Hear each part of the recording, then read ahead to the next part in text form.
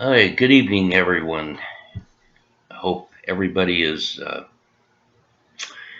blessed and full of faith. And tonight, I'm going to talk about a very touchy subject. Um, this is something that um, I've, for many months, felt like I needed to do a video on. But between um, back problems and pain, and um, some of the things I have to take in order to try and deal with the pain. Uh, which I've got going tonight, a lot of pain and some things to try and help bring the pain down, which to help me do this. But I've got to get it out, and I feel like the Lord has uh, pressed it upon my heart very seriously to put this out tonight. So right now it's about 2:55 in the morning here on Friday morning, which ironically didn't realize it till about 20 minutes ago. What a day for a video like this to come out on Friday the 13th. And please excuse the poor video quality. Our laptop is really old. And we've noticed that the camera quality seems to be getting a little more grainy and full of snow, so please pardon us on that. But, and if I seem a little scatterbrained while I'm trying to tell all this, please forgive me, but it's dealing with back pain and things I have to take in order to try and deal with it. Kind of slows the mind down. But this is too important, and I've got to get it done. I just feel like, we've prayed a lot about this, Jackie and I, and I feel that the Lord has done enough to show me these things.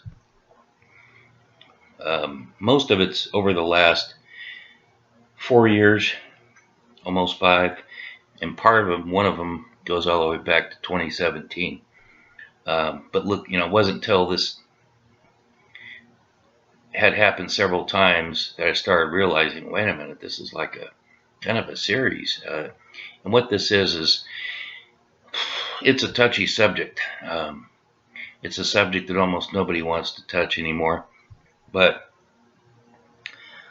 I'm just going to tell it and leave it up to you guys to pray and take it to Jesus. We always say when there's a dream or a vision or a word from the Lord from somebody, take it to Jesus and pray and ask Him and the Holy Spirit to show you, is this from you, Lord?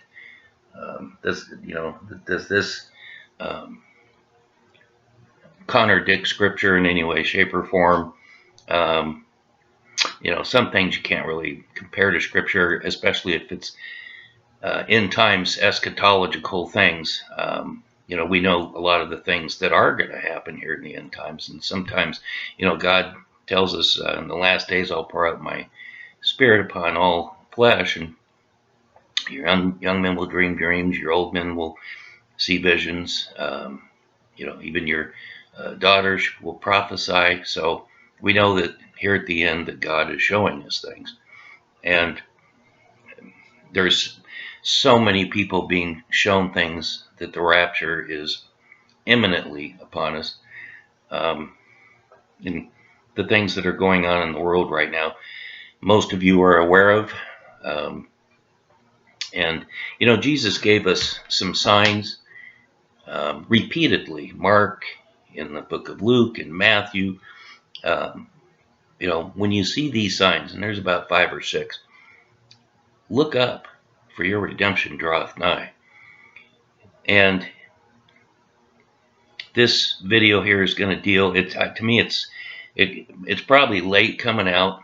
I've debated it for some months because it is such a touchy subject. And believe me, when you hear what it's about, you'll understand why.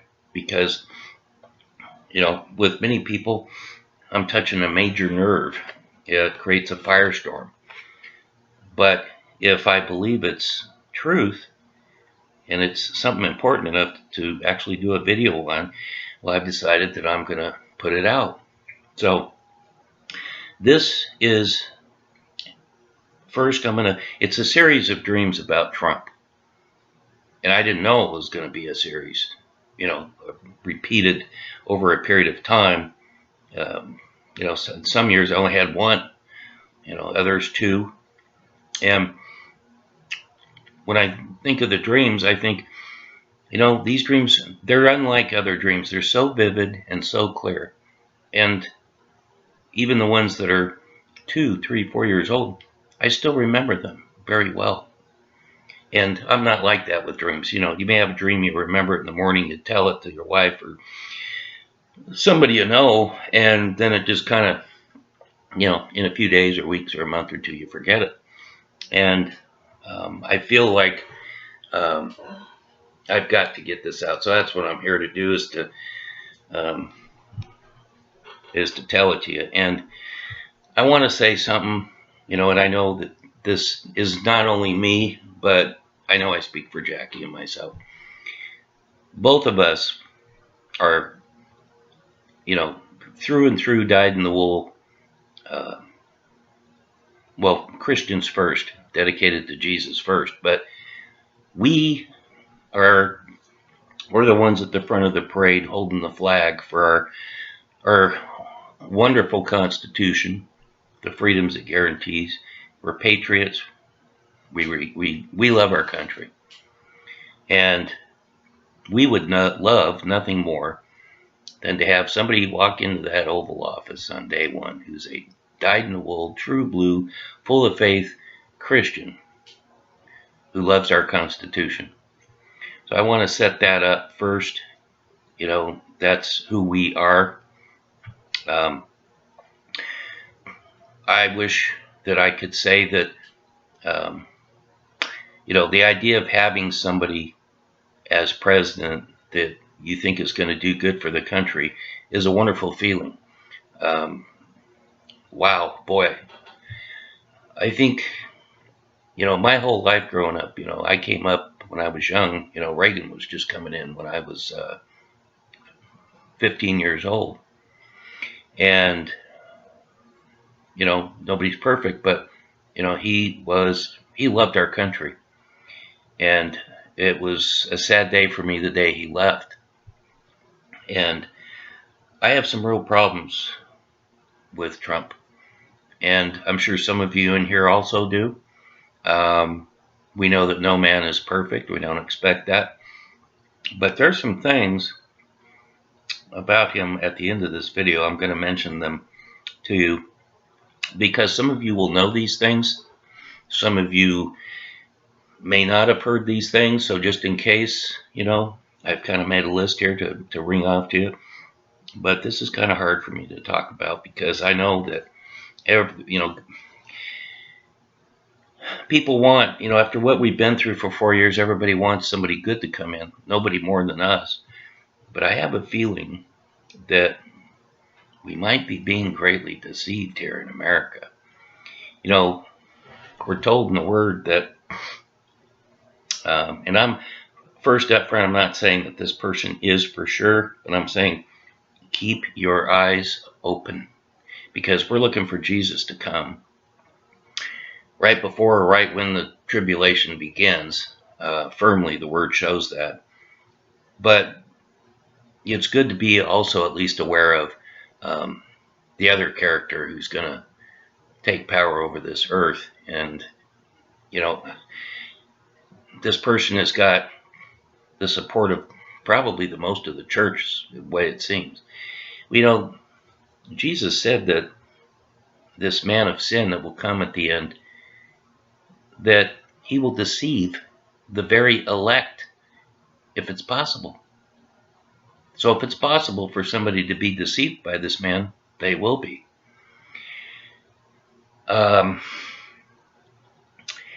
If you take somebody on the surface that we all know is bad, someone who's for, right up front, in front of your face, everybody knows this person is for everything that's, anti-Christian, anti-conservative, there's certain people that the church couldn't be fooled by. Even the church that's asleep and not really taking their faith seriously, they wouldn't be fooled by him. And that would, probably that would go for the people in Israel too. But The only way you could be fooled as someone who claims you're a Christian is if you're not really paying attention to all the things that are written about this man of sin. There's a lot of things written. There's a few things written that are like clues, so that when you see somebody coming on the scene, you'll be watching when you see certain things about them. And we're seeing those about somebody. So pray and ask Jesus to, when you say your prayers tonight, tomorrow, to make sure that you're awake. Our loyalty is not to any man, it's only to Jesus and Him alone. He is the Spirit of truth. Without Him, we can be deceived. And people will compromise what they believe in just because they think, well, this person's better than the other one. Well, yeah. And I will say, there's a lot of things that Trump says that I like. I mean, I could give a list. But some of the things, there's something he did back in his first term, and you guys know what that was. That's killed many millions. There's European countries that are suing some of these, let's just say, companies that make things that you put in your mouth and you swallow, okay, because of what it's done to their people. There's a couple of states here in our own country that's suing these same facilities that make these things. I don't want to say the word because I might get the video taken down. And to this day supports that thing and never has apologized or discounted it or spoke against it or anything. I've seen this person in the Oval Office the last time with occultic items from other religions and praises it up and down and how great it is. And I've seen him do all kinds of things. And I'm going to go ahead and get started here on the dreams. And then I'll talk just a little bit at the end. This is how this whole thing started, guys. When Donald Trump first got elected, I remember his rallies, and I was like, wow, I have never seen anybody move a crowd like this guy. Nobody. I mean, he outdid the person before him by far. And I'm like, I've never seen anything like this. Well, so Inauguration Day comes January 20th. And I would say somewhere between late February and March, could have been early April, just within a few months of his taking office. One day, looking at the television. The only thing I would watch back then was news. So I'm off one day, off work, and I'm looking at the TV, and I'm actually watching a live. It was a thank you rally that Trump had gone back to one of the states back east, in the eastern part of our country, and it was a thank you rally. And I'm sitting there watching. I mean, this place was absolutely, this facility, it was an outdoor one, I think. It was so huge, you could probably put 80, 100,000 people in. Completely packed. I'm absolutely floored by what I'm watching. And I was sitting there by myself, and I thought, I have never seen anything like this. And so I said to Jesus, I said out loud, I said, Jesus, if Trump is the, and I'll just say AC, I said, Jesus, is Trump the AC? And that was it. About 10 to 12 seconds went by, and my TV froze with Trump, giving his talk to the people with both hands up like this. Now, I know that everybody once in a while, they put their hands up, their fingers, or if they're going to make the zero, I understand that. But it's also, if you'll notice in the music industry, the TV industry, it's a well-known occultic symbol of, you know, if you do this, it makes the 6, and you got 3 fingers, so it's 666. Well, it's a well-known thing in the Illuminati, and it's very well known that that's what that means, and it's used by those who are well-known followers of the enemy, who are very famous in music and sports, and especially music and Hollywood. In fact, it's so much that it's actually been talked about by a lot of people. Well, the TV froze with him like that. 10, 12 seconds after I asked Jesus that. Well, I tell you what, the hairs on my back were standing up. That TV stayed froze for about 20, 25 minutes, somewhere in there, before it came back on working. That's the only time I've ever, asked the Lord, point blank while I'm watching the person, is this person the man of sin? Well, that was the first thing that ever happened to me regarding this person. And we come to, I've got a little list here to make sure I didn't forget any of my dreams. Let's see here.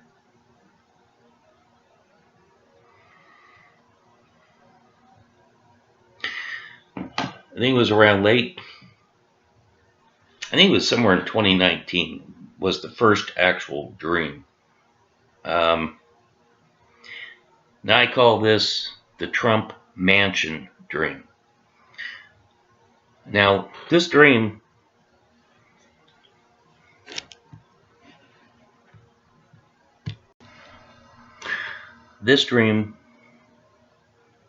took place. I knew in my mind, now boy, I want to tell you, this was so vivid and real, guys. This dream took place in what was like Trump Tower, except that it was a mansion. So, it could have been Mar-a-Lago. I don't know. But it was just a big mansion of a house. Now, anybody that knows me, before, in my younger life, when I wasn't having so many back problems, I was very talented at trimming bushes and trimming trees and shaping them and all of that. Just like I was known, if you wanted a tree trimmed and done right and shaped nice, you went to Bob. And not as an occupation, but in my free time. But the dream starts where we're in this huge room that must have been, I don't know, 35, 40 feet high ceiling inside. It's a huge room. And inside is, there's people here and there scattered around just wearing casual clothes, kind of like I am right now. And we knew that we were here at Trump's house. And in this room is this huge tree. Really big tree. Big trunk, big tree, tall tree. Shaped perfectly. Beautiful green leaves on it. Was tremendous. And I'm sitting there looking up at this tree. Well, up at the top of the tree is a branch sticking out. And it was probably 7, 8, 9 inches thick, wide. It was really big. No leaves or anything on it, just one solid branch sticking out, probably about, 6, 7, 8 feet. Well, of course, me being the tree trimmer, guy, I'm sitting there and I'm telling everyone, everybody's really disappointed about this branch. And I'm like, hey, don't worry about it. I know what to do. I'll get up there and I'll get this branch cut and it'll look perfect. So now, while I'm here up to this point in this room, I feel like I'm very comfortable. I'm amongst like conservatives. We think alike. We're very welcome of each other. We're kind of like one accord, one way of thinking. And so I get up there, some ropes and all these things. I get up there and I cut this branch off. Branch is gone. The minute that branch fell off, the whole, it was like somebody flipped a switch. The whole scene changed. Now this room Now this was just, normal daylight. Lights were on, just like in any well-lit large room. And in a moment, just a split second, the whole room changed, and now it's evening. And this whole room has become like the swankiest, uh, where you're dressed to the nines, tuxedos. The ladies are dressed in the most expensive uh, evening attire. You're wearing your best of everything, best jewelry, best of everything. And there's in the middle of this room is this big bar, where you would get drinks and things. And there's like long seating areas up against the wall. Everything is as fancy as it gets. And uh, some of the ladies are dressed very nicely. They're all dressed very nicely. Some of them were dressed a little scattily. Should have had a little more, maybe not shown as much. But everywhere I look, and I have no idea how I was dressed. I don't know if I still had on the same clothes, or I had on a fancy suit. I don't know. I wasn't aware of what I looked like. But no matter which direction I looked, everybody looked at me with the kind of hatred that I was, well, you'd have thought the opposing top party candidate just walked in or something. You'd have thought every one of these people I had killed their dog earlier in the day, the way they treated me. They just looked at me with, you just wanted to run. These people hated me. And, seconds ago, I was a hero because, when I cut that branch, everybody was so happy, and then the scene changed. And well, I'm totally confused, and I'm like, I don't know what's going on here. And so I start to move through the room like, well, I got to slowly, casually, kind of discreetly get out of here. So as I'm kind of heading out of this huge room with all these dressed up people, I come to this fancy doorway arch, kind of like, like that. And some of these very well dressed young ladies, probably late 20s, early 30s, like about three of them come walking up to me. And as the one walks up, if I recall, something was blocking one eye of hers, and I can't remember if it was her hand or what, but the other finger comes out as she walks right up to me and points her finger right above one of my eyes and taps me real hard. And I was like, I thought I was a part of these people. I thought these were my people. We love America, freedom, Constitution, all those things. We love Jesus. And these people, they absolutely, they were disgusted by me. And the dream ended right there with her doing this. That was somewhere around 2019. Could have been very late 2018, but I think it was early 2019. Now these dreams, when you're having the dream, they're drug out. It's a little bit longer for me to tell it. It's a little shorter. The next dream I had was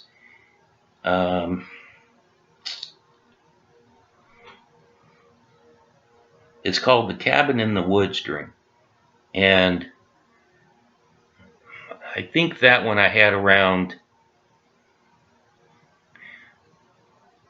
late 2020, early 2021, because I know that this thing had been out for a little while. That was going here. They were trying to get everybody to do this thing. Here's how this dream started. Now, by the time I've had one or two, I'm thinking, wow, these are really interesting dreams because each one of these is so vivid. It's so real and clear, and it seems to have like a message at the end of it. So after a while, it started thinking I need to tell folks. I got a little bit of a scratchy throat too, so please forgive me, guys. This dream starts out, the Cabin in the Woods dream. It's nighttime, and it's somewhere out in the country. It's not in anywhere in a city. Um, it could be just the country outside of a city. I'm not sure, but it's night, and it's a we're in a house, but it's kind of like a ranch style house, 1-story long house, and there was some sort of commotion, but it was scary commotion. It was the kind of commotion that people run, they grab their guns, flashlights, things like that, and the guys are out running out there trying to find out, what has happened. Now, in the dream, I did not know what the commotion was, but it was very, very scary. That's all I remember. And so myself and 2 or 3, could have been 4 other people, I don't know if they were family or friends, and we didn't go in teams, we scattered out looking.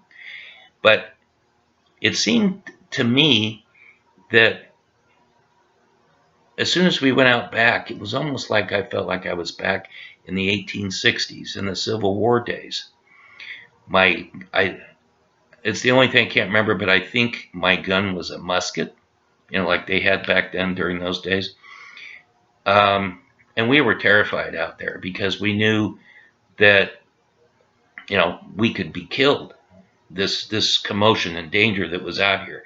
And the only thing you could see is, every so often out, I'm way out. It was heavy treed out in the backyard. It was like a large property, heavy trees. Now you could run between the trees and walk between them, no problem. It wasn't that thick a forest, but very large, tall trees and dark. And so you could see, like the house where I came out of, you could just see a couple of lights. If you looked over in different directions, you might see a couple of lights. But we were out there for a long time trying to find what had happened, what was causing this. All I remember is that towards the end of that part of looking for what caused the trouble, I knew that Trump was the cause of the trouble. All of a sudden, the scene changes, and now it goes from out searching, kind of hiding behind trees, walking around, looking, flashlight.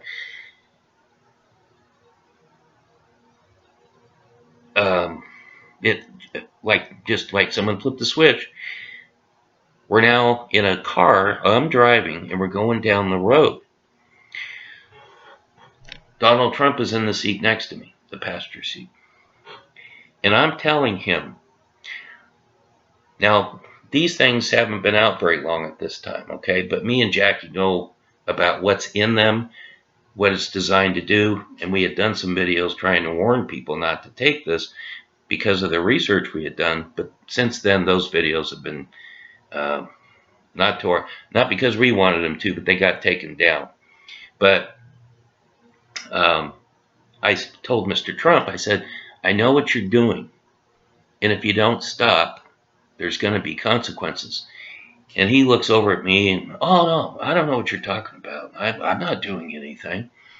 And I said, I know what you're doing. You don't need to even try. So you better stop, or there's going to be a problem, and I'm going to tell everybody. Well, then he admitted, and what's interesting is it was almost like it was intentionally shown that way in the dream, that that he claims, oh no, I'm not doing anything wrong. But finally, when he has to, he admits that he's up to no good. The commotion that was going on. So that's all I was shown in the dream. So you have to do a little thinking on that one.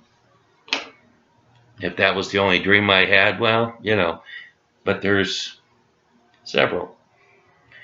All right, the next one. Now this one here is very telling.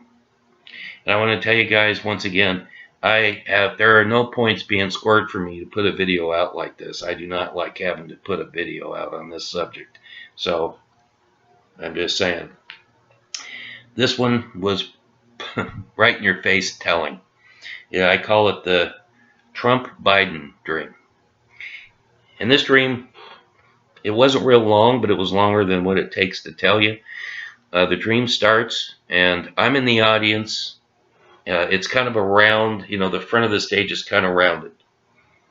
And the seating, lots of seats that are going, kind of at a curve, kind kind of like at maybe a college professor where you're going to hear a lecture, type of a thing. And you could probably see 200-300 people in this room, maybe a little more. And I'm in the audience, maybe 4 rows back, something like that. And it's funny because during this dream, I'm in my seat looking, watching what's going on the stage, but then sometimes I'm up in the air and I see me and the people and the 2 people on the stage. Well, the 2 people on the stage was Donald Trump, and he was in front of a podium, and then about 2.5, 3 feet next to him was Joe Biden, and Joe Biden has a podium. And this is a press conference, so media people. And Biden speaks for a little bit. It wasn't made known to me in the dream what he had said, but Biden says a few things, and then they go to Trump. And so now Trump's going to talk. And the people, though, are asking questions. I know this much. The people were asking questions along the line of, the thing they told everybody that was so scary, it's a flu that's, unlike any other. You got to get one of these things. And Donald Trump says, now this is where in the dream I was allowed to know exactly what he said. And he says, well, me and Joe, we had to do it this way. We had to work together. And so this talk goes on about, for a few minutes. And, he's just telling people about, well, people didn't know, but, me and Joe were working on this together, doing this whole thing, which was the whole thing, the whole hoax, the whole thing here that people took. After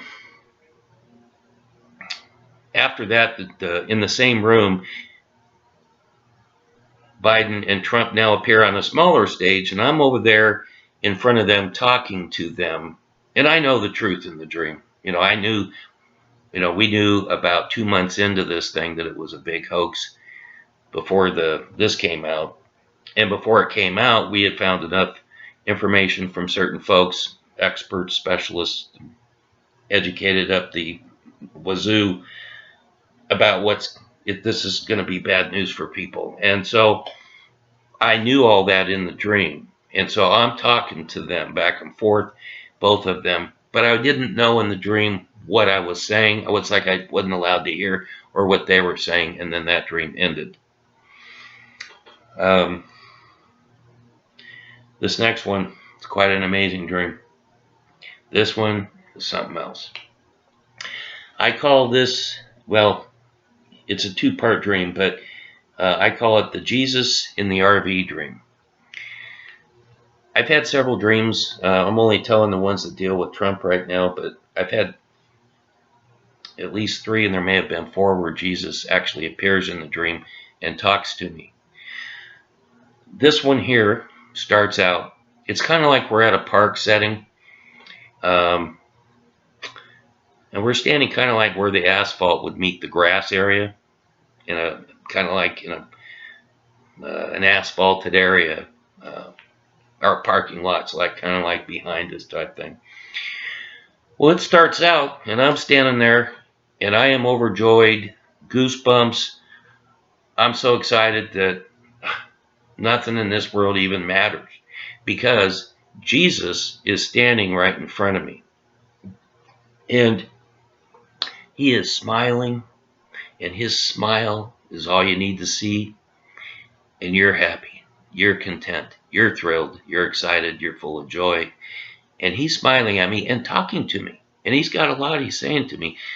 I was not allowed to hear what he was saying in the dream, but he kept talking and smiling. Now, I knew this much. I knew that he hadn't returned and the tribulation's over and he's going to be here physically for 1,000 years. I knew that. It was like I'm getting a little 5-minute visit from Jesus is way it felt. And I knew that even though I couldn't hear what he was saying, it was like it was made known to me that he's letting me know that he is coming back to get us very, very soon. Oh, I'm so excited. So excited. Well, the scene changed at that point.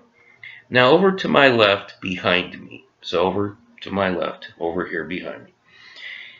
It would be like, I'm facing talking to Jesus, and I turn to my left, and over here is one of those Class C motorhomes, where part of the motorhome comes up over the cab of the van or the truck front or whatever. And I don't walk over to it. When the scene changes, I appear inside the motorhome. Now you walk in the door, kind of hard because things are going to be backwards here, but you walk in the door, like 2 steps, you turn left, and there's a little hallway, and in the back of the motorhome, it wasn't a real long motorhome at all, is a bed that takes up the whole back. Well, when the scene starts there, I'm standing at the edge of the bed, and Jesus is now sitting on the bed with one arm behind him, kind of, his back is up against the wall. It's like he's leaning to the side wall, and he's got one hand out, kind of resting on the mattress, holding himself up. And I'm standing right there in front of him, and he again is talking to me, and he's smiling, and I don't know what he's saying, but I am just, I don't know nothing of this world. I'm so excited that, Jesus is here talking to me. Thrilling, very thrilling. And all of a sudden, Donald Trump, because I hear this, I didn't turn and look, but I heard it from behind me. He came up the step and walked in. Now in this hallway, barely is there enough room. He walks up down this little mini hallway and walks right up and stands directly next to me. Now we're shoulder to shoulder. Our shoulders are touching. And it's amazing because as soon as he entered the motorhome, I knew it was him. He didn't say one word to me. I didn't say anything to him. I didn't even look over at him, and I didn't say nothing. He didn't say anything to Jesus, and when he walked up next to me, he had his hands folded in front of him, and he kept looking down. Because it's kind of like, out of the corner of your eye. He never looked up at Jesus, never said a word, never said a thing. Well, Jesus, so now at this point, pretend I'm out of the way and you're looking at Jesus. He reaches back. I'm going to show you. I drew a little picture. I am not an artist, but I did my best. Now, Jesus was smiling and really happy when he was talking to me. I hope that means good news for me. When Trump walked up and he's shoulder to shoulder with me, Jesus' smile went away. He reached back and picked up a plaque. And the plaque was probably about, in its entirety, something medium about that big. Okay? And I drew a picture of it. It was all wood, kind of a darker tone stain, professionally done, like you would get, from some place where they're going to give it a plaque award to somebody. Very, very well done, routed edges, beveled edges, very, very nice. And then it had black piece of metal in the middle, okay? And I'm going to show you what it looked like. Okay. Something designed similar like this here. This here I should have gone up a little higher up here, but and this was beveled like routed edges, real nice. This part here was like a black piece of metal, real nicely done. Now, everybody knows in your homes you have, wherever where you can plug a vacuum or anything in, there's 2 plugs. This right here on the plaque had 1 plug, just 1. The plug was sticking out. The whole plastic piece was like sticking out about a 1/2 inch, maybe 5/8, maybe just a little over 1/2 inch, sticking out, okay? 1 plug. Now, I took this after the dream, when I woke up, as what do you plug into these things? An appliance, a heater, a vacuum, whatever. This is where you get power. When you see one of these, it means I've got power there. So the plaque with one plug, and this one here, I kind of did the plug thing. I don't know if this will help or not, but I tried to make it kind of look like 3D, but it really was made with it sticking out about that much. And perfect plug, guys. A perfect single plug. Just like you would plug a can opener or, a coffee maker into, or a vacuum or anything. And so he reaches back, picks this. Actually, I guess it would view from your vantage point probably this way. His smile went away. He reached back, picked up the plaque, handed it to Trump. Now, Jesus never said a word to Trump. No smile, never said a word. Donald Trump never looked at Jesus. The whole time he was standing there, he looked down like he was ashamed. Like, I can't believe I have to come to him so I can get this. When Jesus just put out with one hand the plaque for him to take it and receive it, Trump reached out with both hands, grabbed the plaque, kept looking down. Now he's looking at the plaque, turned, never said a word, and walked out of the motorhome. Jesus was not happy. And Trump felt ashamed. It was like, well, we all know, and guys, you're going to have to do your own thinking and praying on this, but, we all know that our enemy that roams the earth, he can't do anything without God's permission. And Jesus has been given, when he left the cross and ascended to the Father, the word tells us that he was given all power here on earth. So when the enemy wants to do something really bad, well, even in our lives as believers, but especially in the time we're in, we know who's going to start to rule this world soon. He can't do that until Jesus says he can. This is something to think about that dream, because it was a sign of he came to get his permission and got the plaque that says, okay, you can go ahead now. Now that's what I get out of it. And if you guys have on any of these dreams, I think I might have one more. If you get anything, please in the comments, if the Holy Spirit shows you something, please, we'd love to hear if you guys get something, because God shows different, everybody different things, and some of you guys are going to get some great things from the Lord.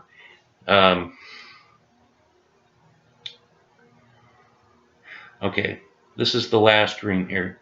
Now this one here, I believe I had,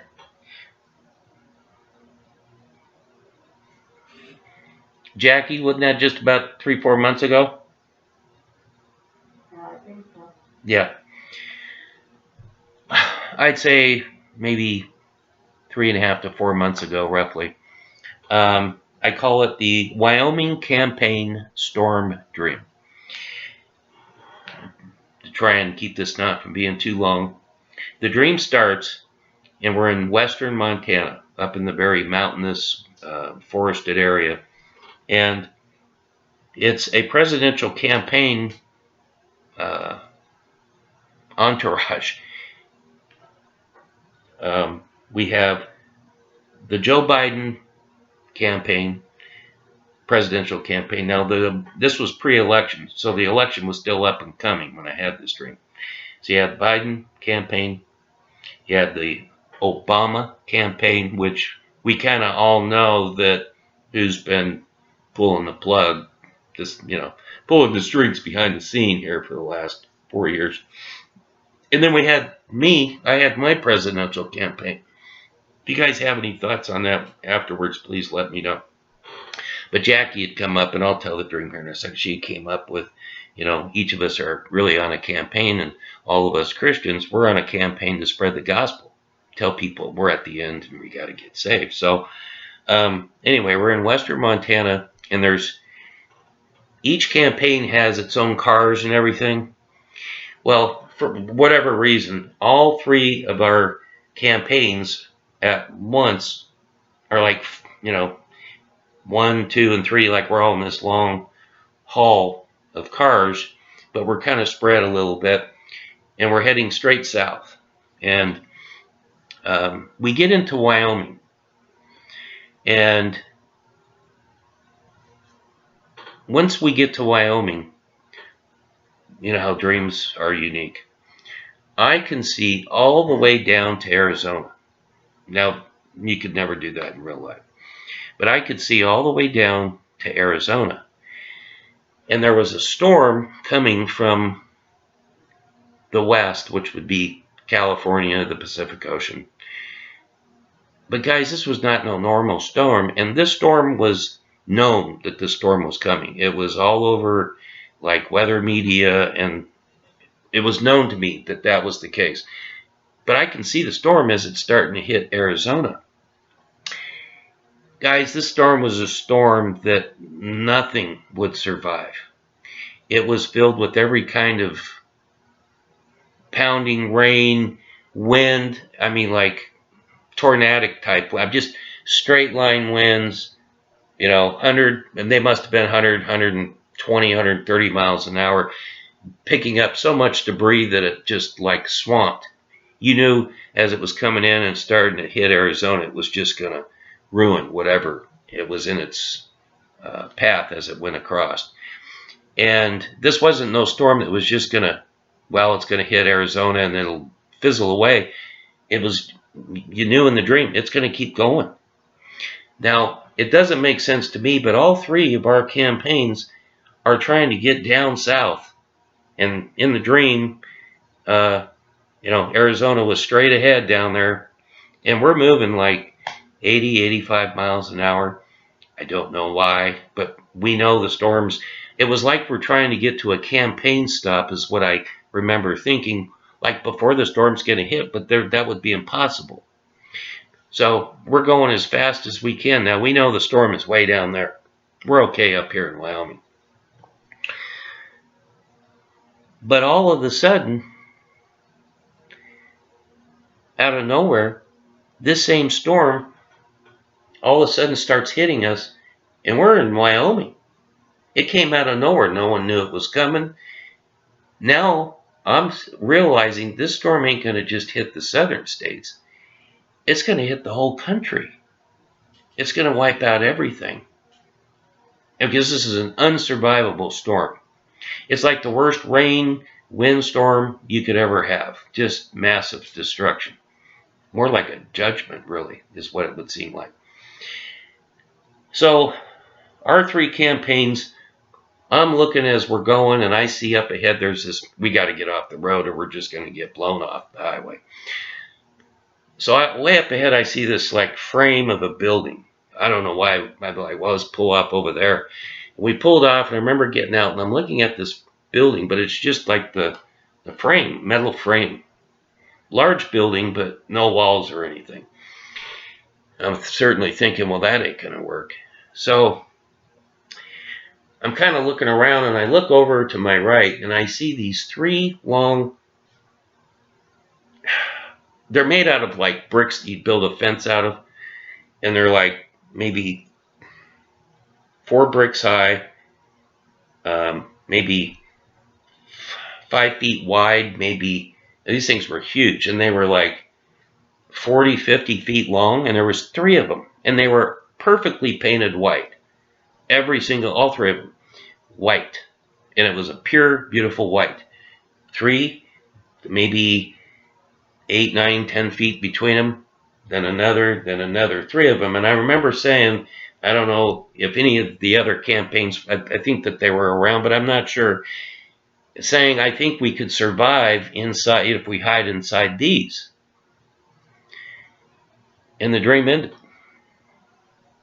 Now that one was a little interesting. I'm sorry, I misquoted.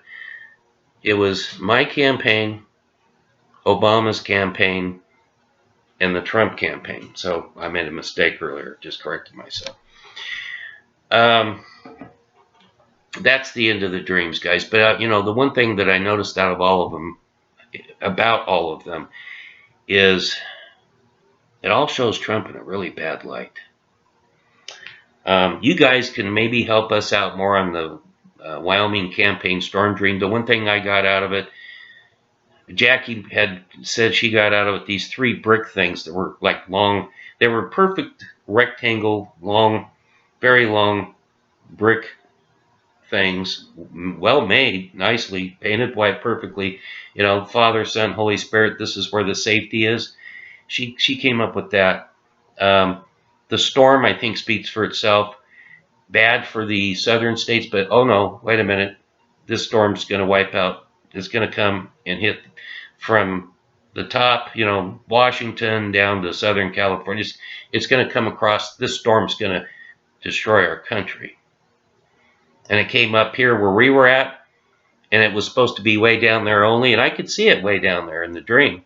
So we're fine. And then out of nowhere, disaster hits. I mean, winds like, guys, you couldn't believe. So you might be able to help us with some thoughts on that one. But the only other thing I could think of, campaign. I'm on a campaign to try and tell people when I'm out and about Jesus and warn them it's the end times and they got to, need to get saved. Sometimes Jackie gets things that get put on her heart and she puts them out. We're hoping to do a live stream soon. Again, and try and get more videos about more important subjects out. Lord willing, Jesus, please. It's in our hearts to do. But obviously, the other 2 campaigns, it was interesting because the other 2 were Trump and Obama, and we all know that behind Biden is Obama. In fact, we even have a little video of Obama saying, and this was right before he left office or just right after, somebody was doing like a private interview, and they were just standing around, and he was saying, yeah, my idea of a perfect dream would be, I'm in my pajamas in my basement, just a few miles from the White House, and I'm running the country, and we have like a somebody who's like the puppet face of the president. Well, when Obama left the White House, he bought a house he bought a home 1.5 miles from the White House, and him and Biden, best of friends, and so. Okay. I'm going to wrap this up by telling you some things that me and Jackie have witnessed him do. I mean, we weren't there in person, but we got to see it on tape and video or the news and things.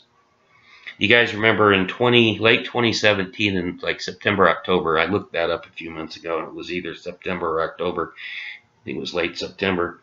You had all the top generals behind him at the White House. Everybody's dressed to the nines, and Trump says, you know what this is, don't you? And all the press people are, no, Mr. President, what is it? What is it? And he says, oh, it's the calm before the storm. Well, the only storm that came for the rest of his presidency was, that terrible flu that they tried to tell everybody was, they didn't tell everybody the truth about, and then make you, go do this thing. That's the only storm that came. During an interview during his first presidency, he's being asked about something to do with trade in China, and while he's talking about it, he actually looks up to the sky and kind of leans and says, I am the chosen one. I'm the chosen one to deal with this issue. And then he talks for about 10, 15 seconds. Once again, he leans over and looks up to the sky. I am the chosen one.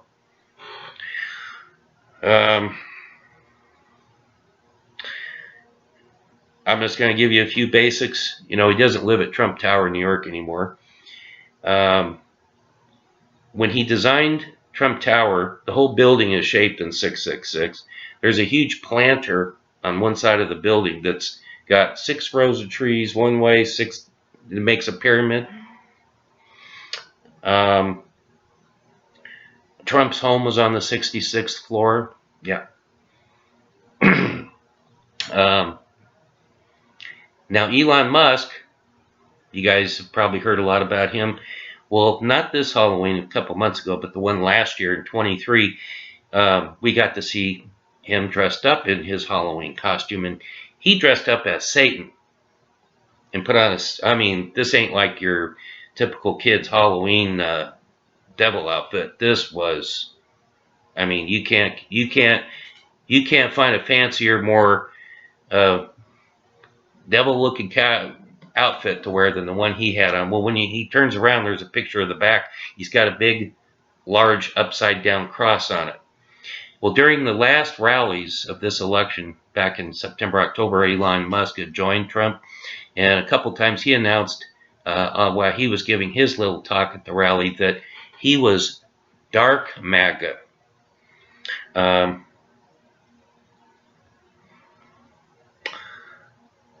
and now he's going to be like a #2 advisor, and him and someone else going to be in charge of a department at the White House. Yeah, that always brings peace when you know somebody like that's going to be advising the president, and there's somebody who wants to put a Neuralink thing in your brain. Trump has claimed many times he's the only one who can bring peace to the Middle East. The rabbis in Israel, a whole bunch of them. We just read some more on this a few weeks ago, or about a week ago. But a lot of people know during Trump's first presidency, they named buildings, roads, train stations after Donald Trump. They also made the temple, the third temple's coming. They're working on right now. It's getting very close to actually being put into action to build it. They have a new temple coin, Trump's face on it. When you turn it over, there's all kinds of things, including a syringe on the back of it and some other things that would tell you a lot.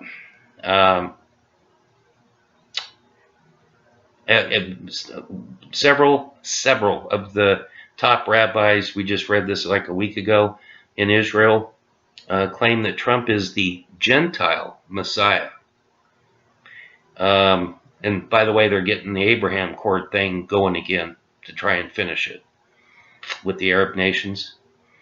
Some of you might have seen this one. We've seen it several times. If this was maybe just 2 weeks roughly before the election.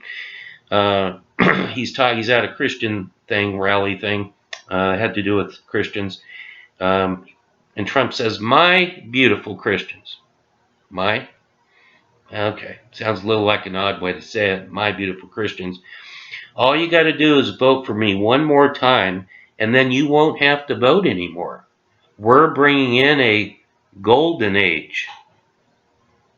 Now, I've never heard another president running for president say we're bringing in a golden age, especially with all the things that are going on around the world. This is like the prophetic signs Jesus gave are popping right up off the page. And, we live in a country where part of our system is we vote every 4 years for president. And according to him, you won't have to vote no more. But that brings up a lot of questions. And then we heard again, I think it was like a week and a half or 2 ago, he was doing some interview, and he mentioned it again, that they're bringing in a golden age.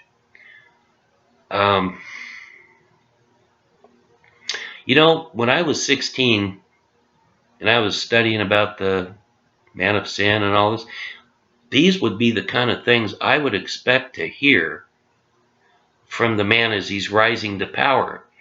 And I'm very concerned right now because all these signs that Jesus spoke of that would be going on, they're like preliminary terrible troubles before the wrath comes down type of signs he gives. Well, they're all happening, which means whoever this man of sin is must be about to come on the scene. There's some clues given, so if you're watching, you can kind of tell. Well, I'm looking for Jesus who's coming to take me home. But you remember, all the signs Jesus gave are very bad troubles, which means in this time of troubles is when he'll come. People try to claim that we say, oh, it'll be perfect times and then Jesus will come. No, all the signs Jesus said to look for his coming and to look up are really bad things going on. But before the things go on that are earth-changing, horrible, the bowls and the trumpet judgments and all those things, and all the stuff. That's the wrath of God. Well, I'm looking for Jesus coming. But I think, guys, that since this guy's getting so much support in our country, please be aware as a brother or sister in Christ, the Bible brought it up, so that's why I'm bringing it up. It said that it would be so deceiving that the elect are those who believe and have accepted Christ. We don't want anybody to be deceived. And this is such a touchy subject. it took me a while before I was willing to even talk about these things.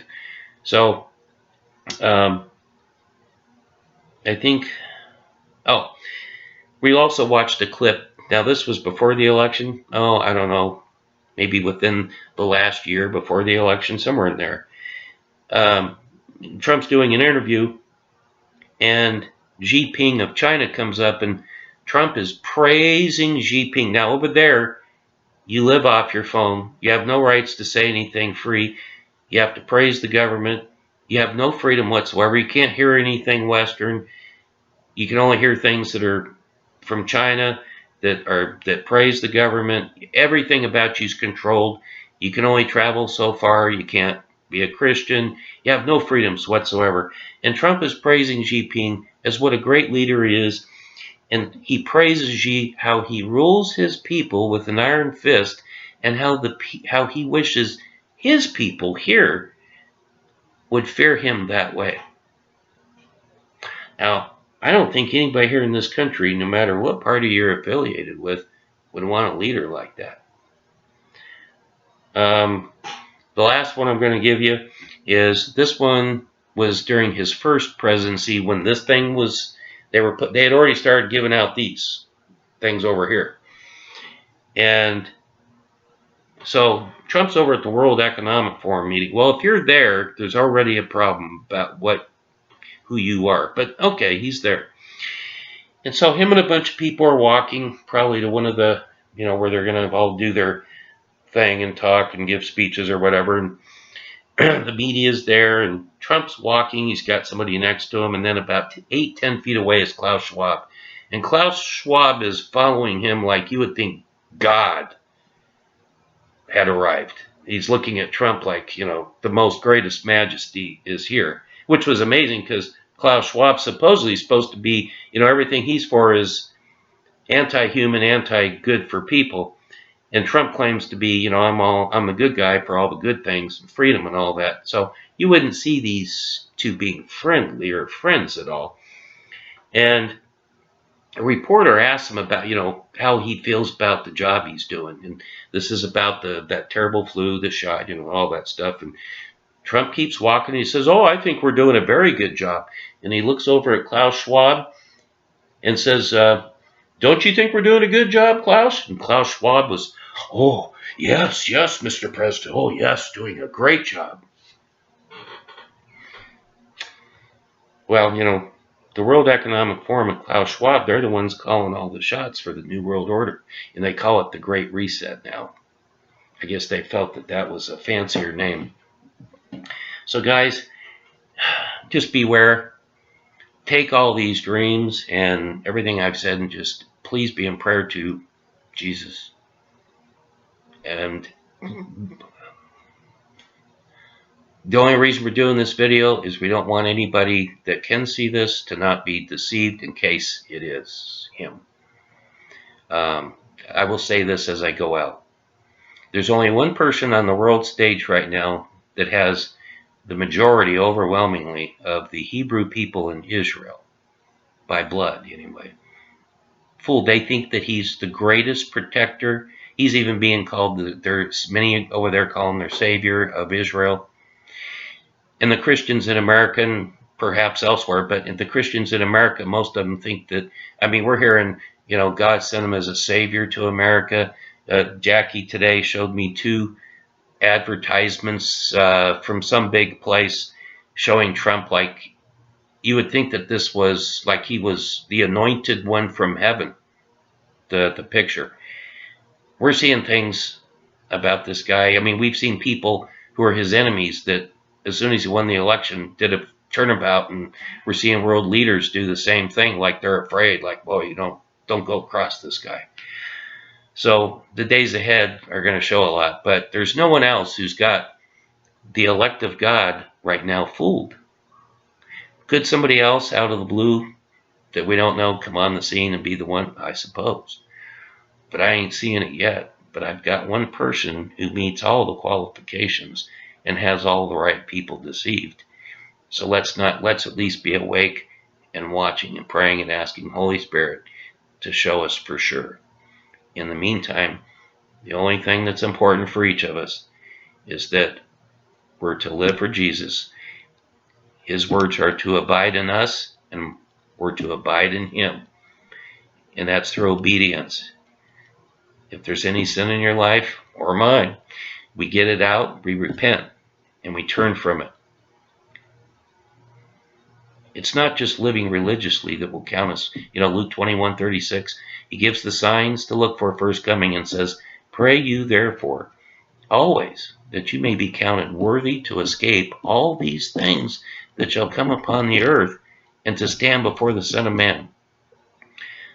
Let's seek to make sure we're doing what Jesus and the apostles, remember, those are his representatives, what they taught us.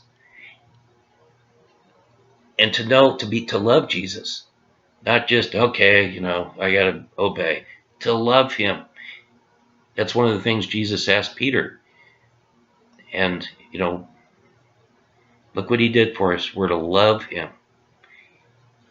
No one's done more for us than him. Seek Jesus for all truth, and we won't have to worry about being deceived. We love you guys. Thanks for listening. Wished I could have done this in less time, but I wanted to do one video and get everything I know, all the dreams and everything I have to say that I've seen, and just put it out there and say, you be the judge. We love you guys. Have a beautiful evening. May Jesus bless you greatly.